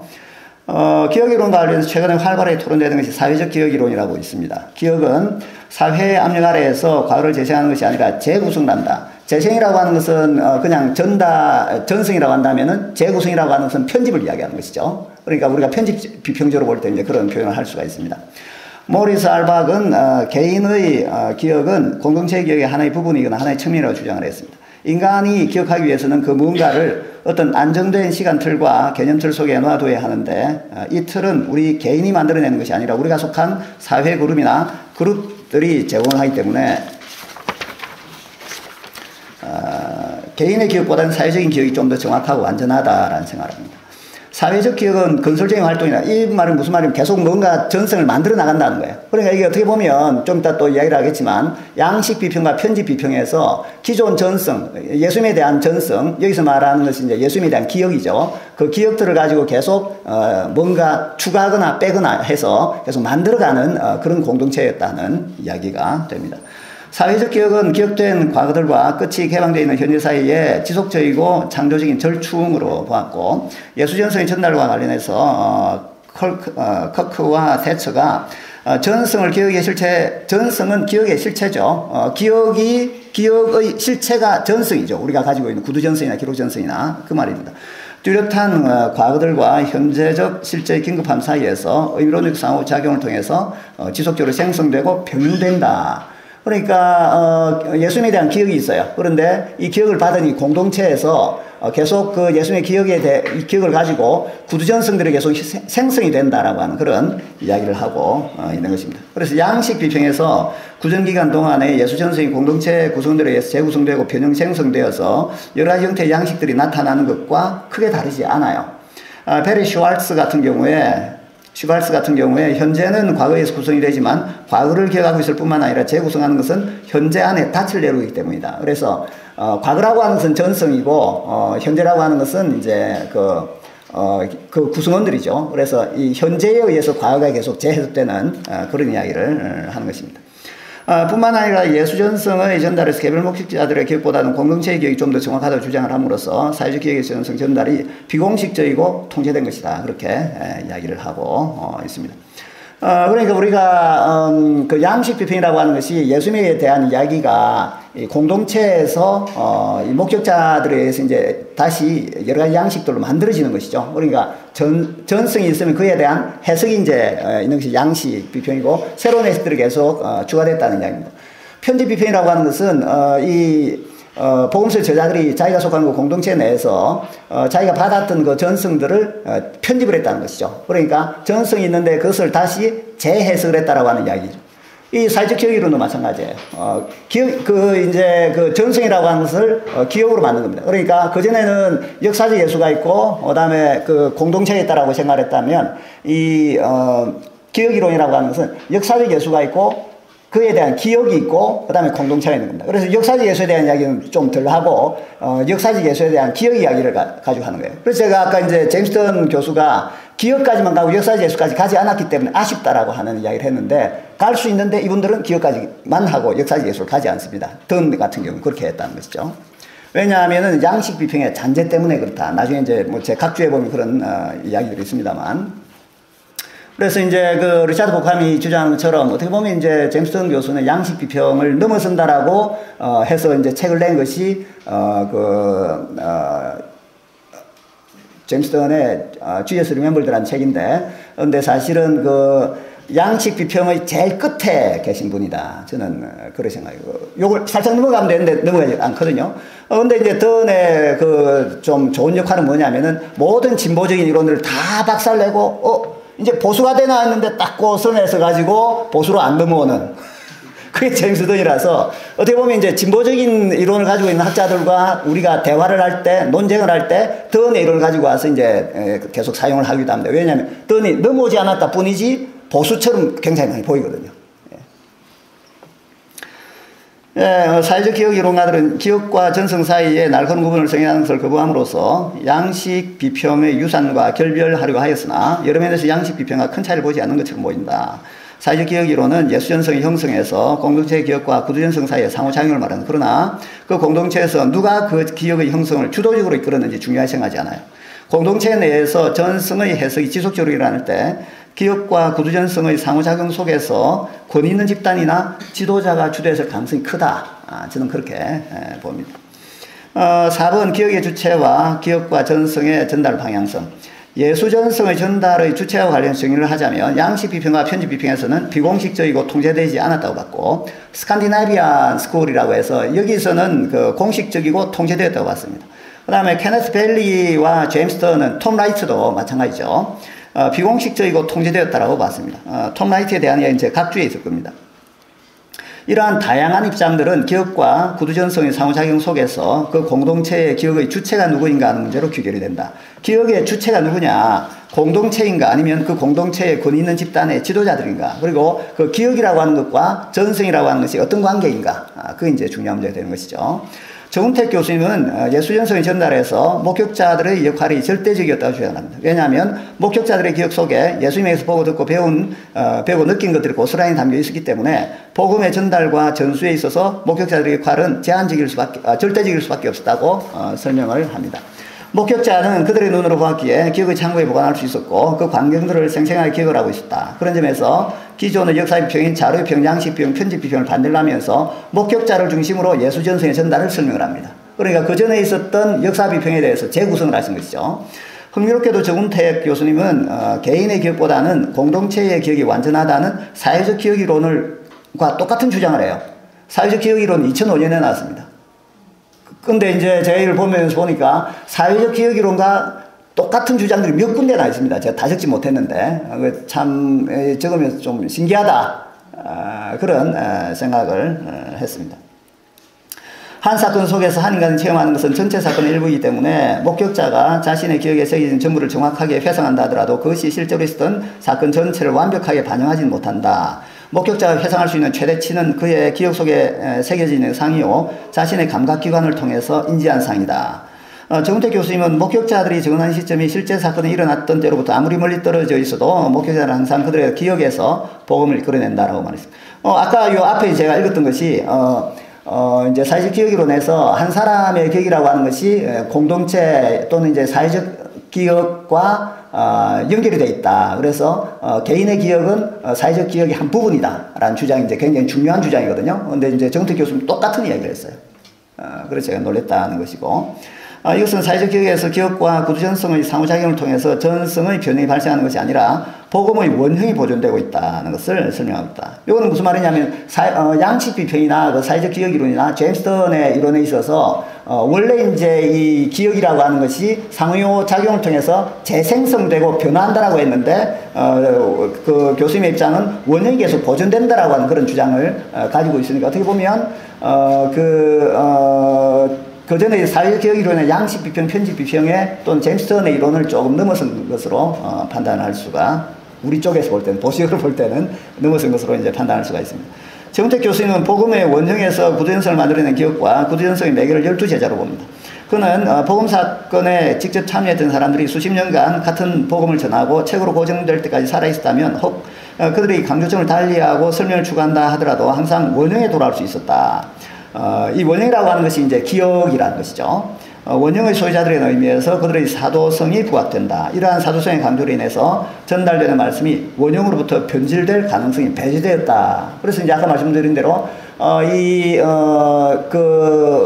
전성이 있고, 역사 평적으로 볼 때는 이제 전성이고, 그게 이제 해석이 되고, 또는 이제 편집이 되고, 또는 양식 비평적으로 이제 전달이 됐다라고 할 때에, 이 원래 이제 전성이라고 하는 것이 재해석이 되면서 상당한 오염을 우리가 생각하거든요. 그런데, 정대 교수님은, 그거를 이제, 가능성이 없었다라고 하는데 그 이유가 뭐냐면 사도성이 있었기 때문에, 이 사도성, 그러니까 사도성이라고 하는 게 아까 제가 기억의 주체가 누구냐, 그 공동체가 있으면 공동체 구성원들이 그냥 이 말 저 말 해가지고 이게 바뀐다는 것이냐? 그건 아닐 것이다. 그 공동체 속에서도 뭔가 권위 있는 사람들이 있어서 그 권위 있는 사람들 중심으로 해서 이게 어느 정도 유지되고 권위 있는 사람들의 입장이 그 공동체 내에 거의 다 반영이 되는 것이다. 그러니까 예수님에 대한 그 12사도의 그 기억들이 그 공동체에 거의 그대로 바뀌지 않고 남아있을 가능성이 있다는 것이죠. 왜냐하면 사도성 때문이다. 그런 이야기를 하는 것입니다.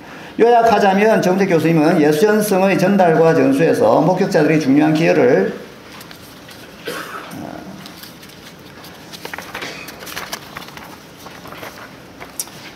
하였으며 사회적 기억 이론을 받아들이면서도 전성의 주체는 12사도가 권 있는 집단이었기에 전성의 신빙성에 큰 문제가 없었음을 보여준다.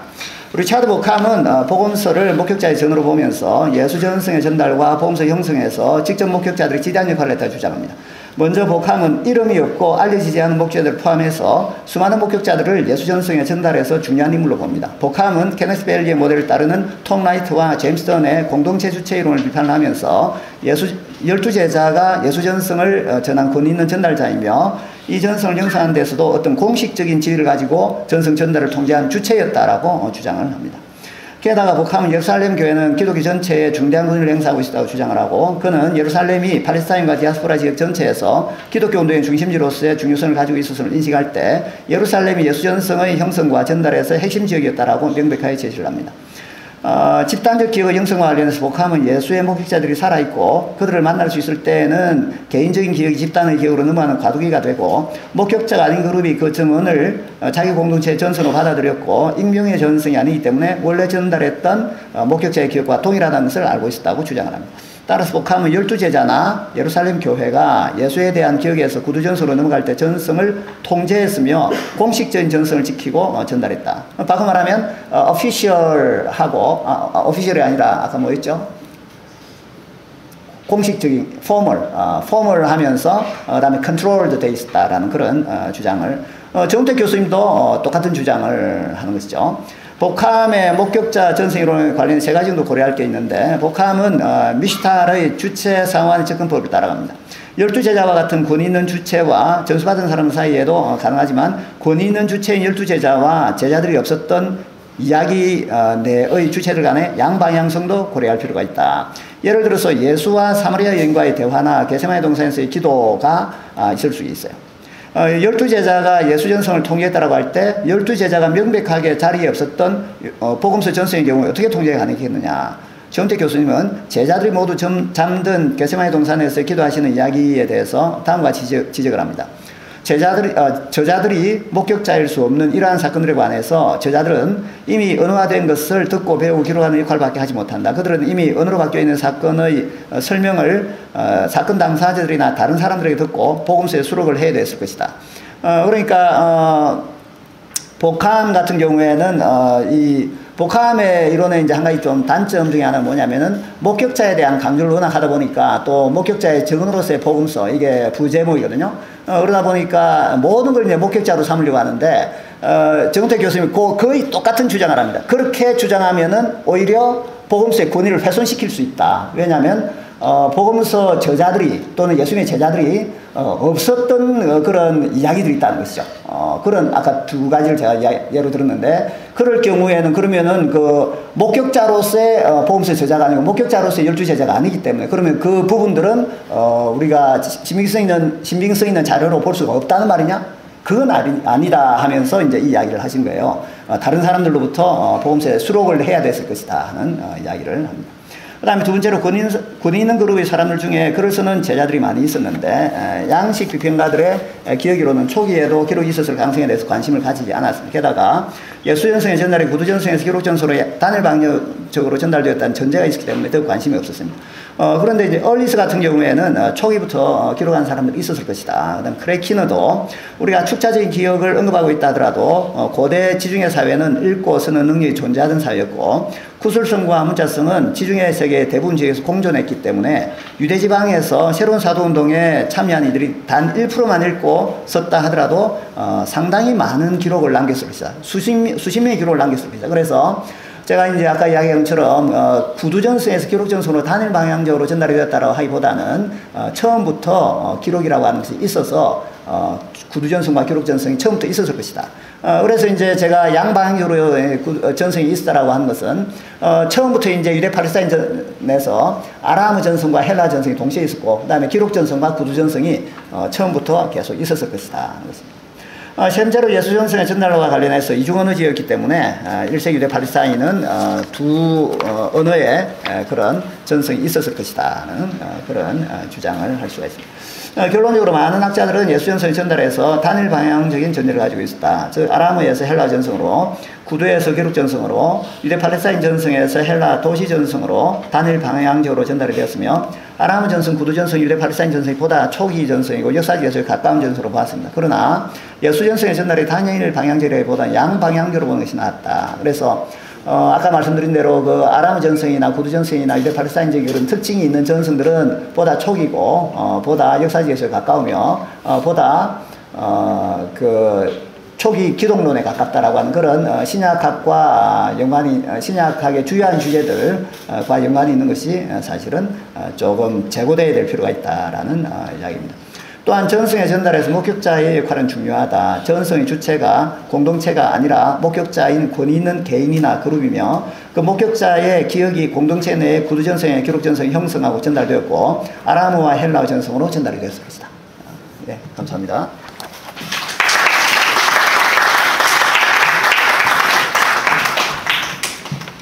네, 감사합니다. 오늘 저는 한 15분 이내로 마치고 그 추첨이 있습니다. 추첨이. 그래서 10권 확률상 좀 당첨될 가능성이 높습니다. 그래서 조금 끝까지 자리를 지켜주시기 바랍니다. 이 책, 저는 이제 이 책에 대한 소개라고 볼 수 있겠습니다. 이 책은 저도 이제 수업을 들을 때는 그 목회와 신학에 있는 그 말씀이라는 부록이 있는데 거기에 이제 정 교수님이 한 4년 이상 실으신 거를 이제 엮은 거를 이제 가지고 수업을 받았는데 책을 이제 내기 위해서는 우리가 자료를 기억으로는 안 되니까 데이터가 있어야 되는데 자료가 없어요. 출판사에서는 그 두란노에 실린 글을 사용할 수 없다라고 했기 때문에 그래서 정말 극적으로 로 데이터를 구했습니다. 심지어 그 안식년에 계실 때, 안식년 기간 계실 때 이메일 보낸 내용 다 있어요. 그래서 그거를 구해가지고 이제 없는 거는 좀 이제 타이핑을 하고 제가 1차 교정하고 그 다음에 신은호 교수님 2차 교정을 해서 이렇게 책이 나오게 되었습니다. 저는 이 책을 다시 이제 읽으면서 한번 이제 교수님의 산상설교 이해를 평가하고자 합니다. 우리가 이 글을 읽을 때는 몇 가지 상황을 상황을 이해할 필요가 있는데 그 당시의 한국 교회 상황에서는 구원파가 활기를 칠 정도로 그 삶의 문제를 등한시하는 그런 이제 한국 교회 상황이 있었고 또 하나는 우리 보수 교단의 산상설교 이해라는 또 상황이 있었습니다. 많은 사람들이 존경하는 이제 그 박윤선 목사님이 산상설교를 이제 쓰실 때 해석을 할 때 산상설교를 율법의 기능으로 이해를 하셨습니다. 그러니까 복음으로 들어가기 전 단계로 보셨어요. 말하자면 사상설교는 지킬 수가 없고 힘들다 이게. 근데 이거를 지키다가 노력하다 보면은 정말 구원을 갈망하는 것처럼 복음으로 인도하는 것으로 이해를 했고, 많은 이제 지금도 사실 많은 목회자들이 그런 이제 입장에서 설교를 했죠. 근데 이제 정 교수님이 한국에 오셔가지고 그 이제 입장에 대해서 비판하는 글을 많이 쓰셨어요. 그게 어떻게 보면은 교수님이 평생 고생하신 이유입니다. 왜냐하면 스승의 주장을 비판했기 때문에. 그래서 교수님이 누구로부터 비판을 많이 받았냐면 이 비평주의자들한테 비판을 받은 게 아니고 사실 우리 형제 교단에 있는 신학교로부터 비판을 받았습니다. 행위구원론자로. 그런 상황에서 이 글이 나온 거예요.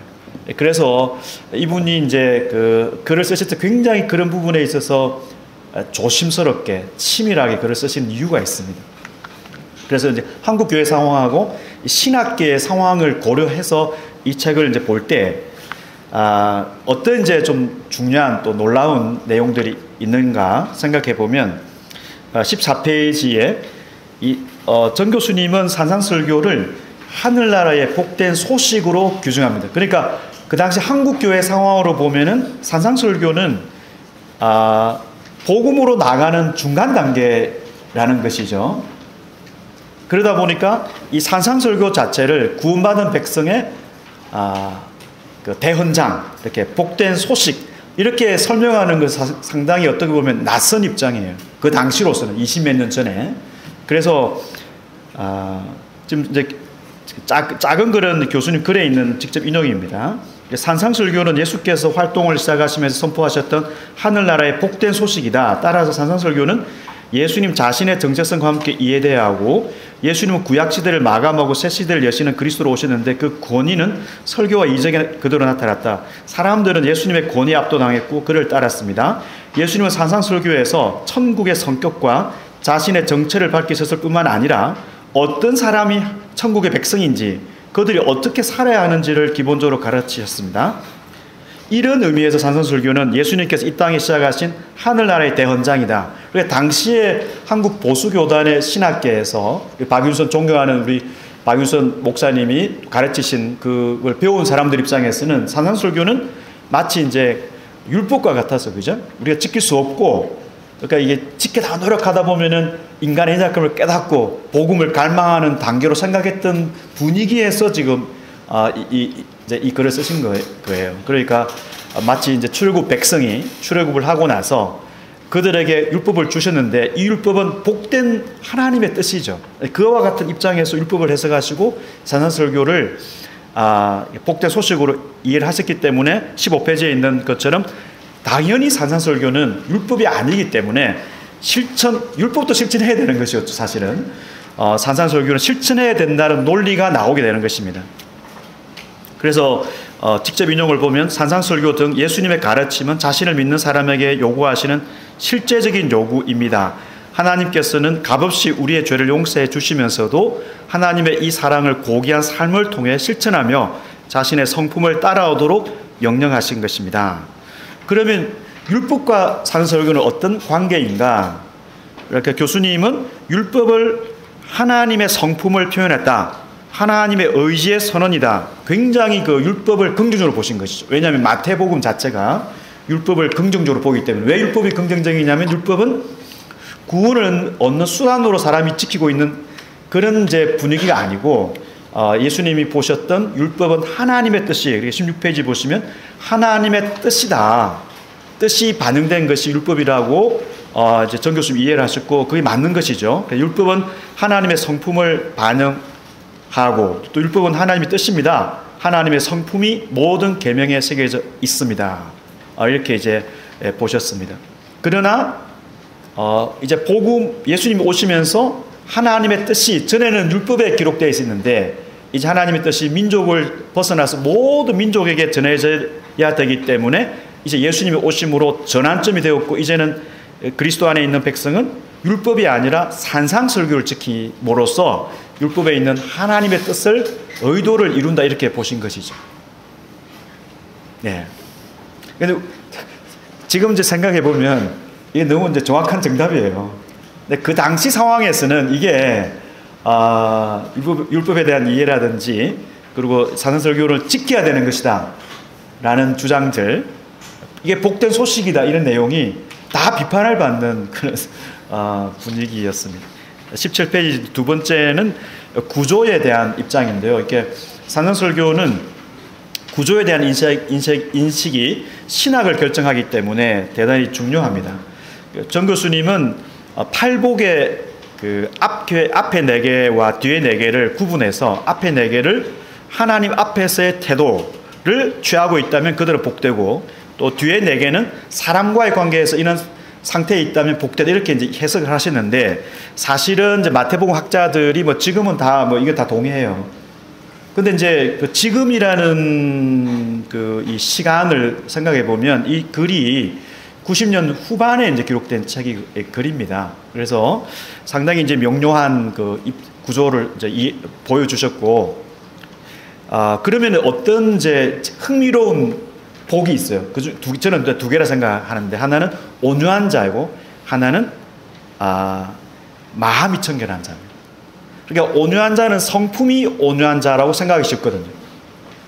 지금도 그 어떤 이제 그 마태복음 학자가 그런 주장을 하는 걸 제가 봤는데, 그거는 헬레니즘에 기초한 생각입니다.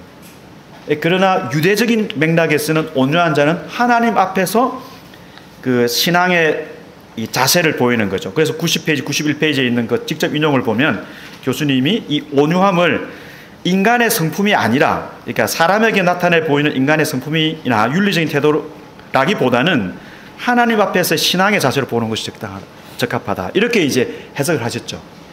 그러니까 하나님 앞에서의 태도다 이렇게 본 거예요. 구조를 하나님 앞에서 앞에 4개 복을 이해를 했었기 때문에. 우리가 지금 이제 이 글이 나온 지 뭐 20년이 넘었지만 한국의 이제 설교자들이 얼마나 이 온유한 자를 그렇게 해석하는지 모르겠어요.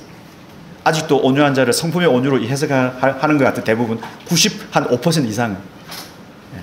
그 다음에 그 청결한 자도, 마음이 청결한 자도 거꾸로 하나님 앞에서 청결한 것보다도 사람에 대한 태도다 이렇게 해석을 하셨어요. 그래서 17페이지 마지막에 보면 깨끗한 마음이란 다른 사람을 향하여 한 가지 선한 마음을 품는 것을 의미합니다.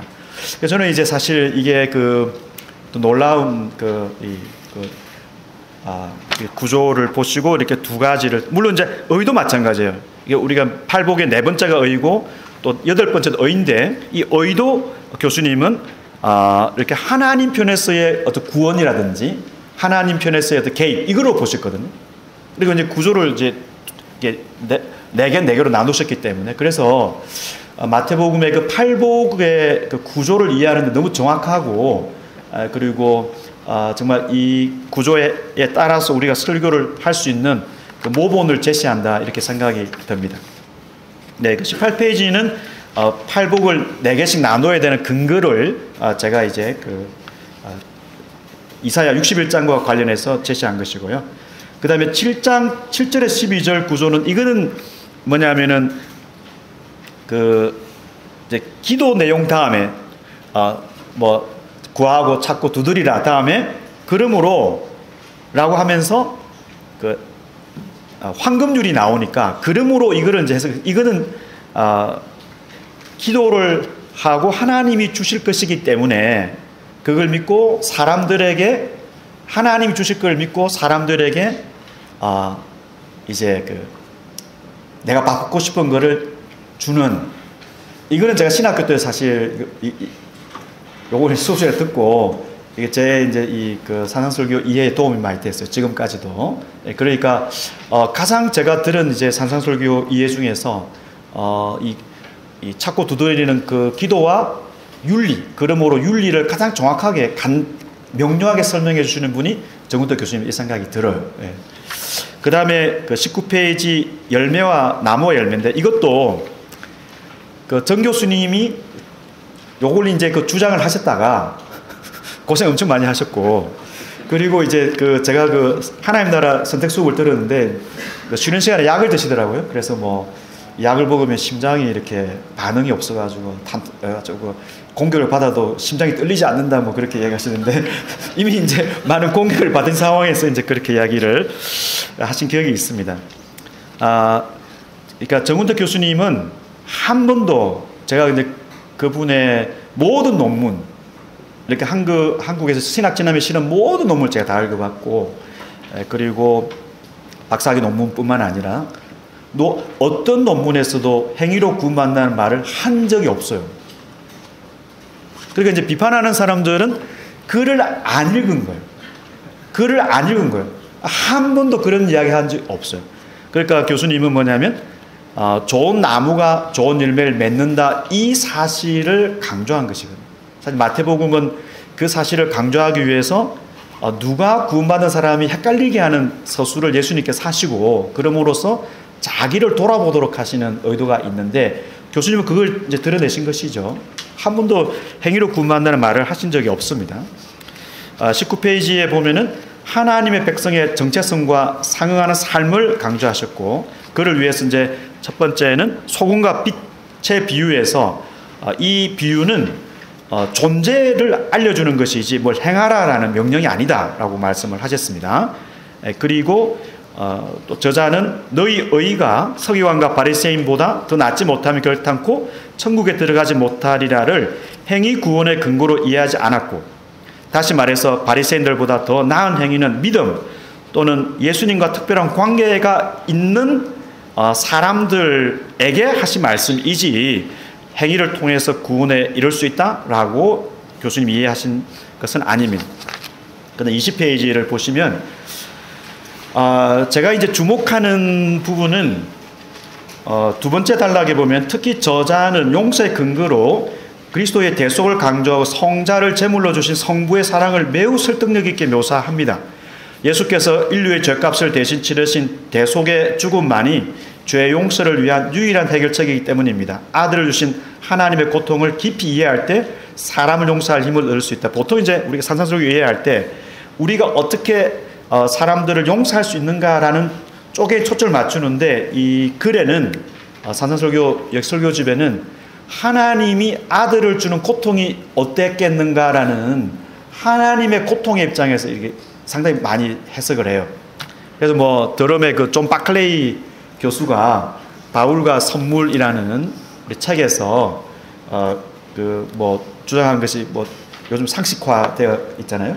자격과 없이 하나님의 은혜가 충만하게 우리에게 임해서 우리의 자격과 상관없이 임한 것이지만 조건이 있다. 그 조건은 뭐냐면 우리가 받은 은혜를 이렇게 다른 사람들과 이렇게 호혜적으로 상호 관계가 주는 그 전제하에서 우리에게 충만하게 은혜를 주셨다라는 그런 논리를 제가 생각을 많이 했어요. 이 책을 편집할 때나 지금이나. 왜냐하면은 하나님의 은혜는 너무나 귀중해서 은혜를 받은 사람은 최상의 기준으로 살아가야 한다.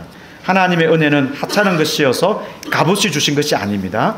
너무나 값주고 인간이 어떤 비용으로도 구할 수 없었기 때문에 하나님께서 거저 주셨다. 하나님의 은혜는 은혜에 어울리는 삶을 요구합니다. 따라서 하나님의 은혜를 진정으로 아는 사람은 보온의 삶을 살아가야 합니다. 하나님의 은혜가 값진 것임을 삶을 통해 증명합니다. 혹시 여러분 중에 관심이 있으면 존 바클레이의 그 은혜와 선물을 여기 한번 적용해 보세요. 연구해 보세요. 연구해 보시면 좀 좋은 게 나오지 않겠어요? 그러기 위해서는 하나님의 은혜가 얼마나 한량없이 우리에게 임한 것을 강조해야 되는데, 사실은 저도 마찬가지, 저도 주석을 쓰면서 그 부분을 그렇게 많이 강조를 하지 않았는데, 교수님의 글에는 하나님 편에서 보면은 그 사람을 용서하는 그 방식이 아들을 줘야 되니까 얼마나 힘든 일이었는가, 그 부분을 잘 설명하고 그런 의미에서 은혜의 초충만성을 강조하고 있다, 이렇게 볼 수 있겠습니다. 그 다음에 이제 기독론적으로 이해를 해서 모든 이제 우리 이상일 교수님 그 추천사에도 쓰신 것처럼 이 산산설교에는 정 교수님께서 예수님과 관련해서 구절 이해를 하셨습니다. 그러니까 우리 시대에는 이런 삶에 대한 강조가 자연스럽지만 한 30년 전으로 돌아가 보면 이 행위운동으로 이게 오해를 받는 그런 시대에 어떻게 보면 신학적으로 중요한 입장을 제시하셨고, 이게 이제 오늘 제목이 서평이지만 개혁 신학적 평가라고 한 이유가 있습니다. 이렇게 교수님의 율법에 대한 이해, 율법이 하나님의 뜻이고 그리고 율법이 이제 율법에 있는 하나님의 뜻이 모든 만민에게 전달되기 위해서 산상설교를 주셨다. 산상설교를 실천해야 되는 것이다. 그래서 이 책의 제목을 잡을 때 이 책은 이제 신현우 교수님께서 이제 책 제목을 잡으셨거든요. 그래서 이 전체 흐름을 봤을 때는 산상설교를 어떻게 할 것인가를 정 교수님이 강조하시는데, 이런 의미에서 율법에 대한 입장이라든지 또 산상설교에 대한 입장, 또 이 나무와 열매와의 관계 읽어볼 때 교수님은 은혜의 우선성, 은혜의 초충만성, 그리고 은혜를 받은 사람들이 삶을 나누도록 하는 목적으로 은혜가 주어졌다. 이런 관점에서는 개혁 신학적으로 산상설교를 이해하셨고, 우리가 이 책을 또 계속 보면서 또 여러분이 또 이게 설교집이지만 신학적 또 시대에 대한 고민이 녹아있기 때문에 많은 도움을 얻을 수 있을 것이라 생각하고, 여러분 우리 전도사님들은 구입을 적게 할지라도 한 20년 전에 이제 그 졸업하신 목사님들은 그 추억이 있어요. 선전을 많이 하면 구매를 많이 할 수 있을 것이다 생각합니다. 그럼 저는 이제 강의를 마치고 광고하도록. 광고는 이제 끝나고 추첨이 있습니다. 추첨하시고 가도록 하고, 그럼 제가 기도하고 마치도록 하겠습니다. 무엇보다 우리 이 행사를 위해서 또 우리 신약학회 우리 임 전사님하고 또 우리 윤 전사님, 이렇게 3학년 전사님들 다 이렇게 수고해 주시고 함께 동참해 주셔서 감사합니다. 제가 기도하겠습니다. 하나님, 오늘 우리 열매 강좌 10주기를 맞아서 또 함께 은혜를 나누고, 특히 기억 이론과 또 이 책의 의미를 또 생각해보는 복된 시간을 가지게 하셔서 감사합니다. 또 교수님을 통해서 우리에게 주신 많은 선물들이 우리 교회를 통해서 또 확장되고 하나님 나라를 세워가는 데 귀한 밑거름이 될 수 있도록, 특히 이 책이 그러한 도구가 될 수 있도록 하나님 복 주시옵소서. 예수님의 이름으로 기도합니다. 제가 왜 열매 강좌인지 아시겠죠? 네, 그런 맥락을 보면은 열매 강좌라는 제목을 붙이게 된 것입니다.